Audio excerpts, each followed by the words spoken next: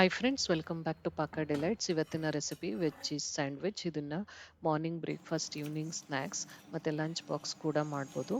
ನೀವು ನಮ್ಮ ಚಾನಲ್ಗೆ ಹೊಸಬ್ರಾದರೆ ಚಾನಲ್ನ ಸಬ್ಸ್ಕ್ರೈಬ್ ಮಾಡಿ. ಈ ವೆಜ್ ಚೀಸ್ ಸ್ಯಾಂಡ್ವಿಚ್ ಮಾಡಲಿಕ್ಕೆ ನಾನು ಕ್ಯಾಬೇಜ್, ಕ್ಯಾಪ್ಸಿಕಮ್, ಆನಿಯನ್ ಮತ್ತು ಟೊಮೆಟೊನ ಯೂಸ್ ಮಾಡಿ ಈ ಥರ ಕಟ್ ಮಾಡ್ಕೊಂಡಿದ್ದೀನಿ. ನೀವು ನಿಮ್ಗೆ ಯಾವ ಥರ ಶೇಪಿಗೆ ಬೇಕೋ ಆ ಶೇಪಿಗೆ ಕಟ್ ಮಾಡ್ಕೊಳ್ಳಿ. ಒಂದು 4 ಸ್ಲೈಸ್ ಬ್ರೆಡ್ಡು, 4 ಸ್ಲೈಸ್ ಚೀಸು, ಮೇಯೋನೇಸ್ಗೆ ನಾನು ಚಿಲ್ಲಿ ಸಾಸ್ ಹಾಕಿ ಮಿಕ್ಸ್ ಮಾಡ್ಕೊಂಡಿದ್ದೀನಿ. ಹಾಗೆ ಒಂದು ಸ್ಲೈಸ್ ತೊಗೊಂಬಿಟ್ಟು ಅದಕ್ಕೆ ಆ ಸ್ಪ್ರೆಡ್ ಏನು ಮೇಯೋನೇಸ್ ಇರುತ್ತಲ್ಲ ಅದನ್ನು ನೀಟಾಗಿ ಸ್ಪ್ರೆಡ್ ಮಾಡಿಬಿಟ್ಟು ಅದ್ರ ಮೇಲೆ ವೆಜಿಟೇಬಲ್ಸ್ನ ನಾವು ಈ ಥರ ಅರೇಂಜ್ ಮಾಡ್ಕೋಬೇಕು.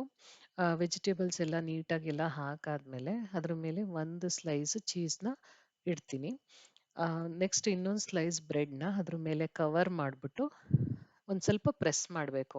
ಹೀಗೆ ಮಾಡೋದ್ರಿಂದ ತರಕಾರಿ ಆಚೆ ಬರೋದಿಲ್ಲ. ಒಂದು ತವಾ ಮೇಲೆ ಒಂದು ಸ್ವಲ್ಪ ಬೆಣ್ಣೆ ಹಾಕ್ಬಿಟ್ಟು ಬ್ರೆಡ್ನ ಅದ್ರ ಮೇಲೆ ಇಡ್ತೀನಿ. ಸೊ ಇನ್ನೊಂದು ಸೈಡಲ್ಲೂ ನಾನು ಬಟರ್ ಹಾಕ್ತಾ ಇದ್ದೀನಿ.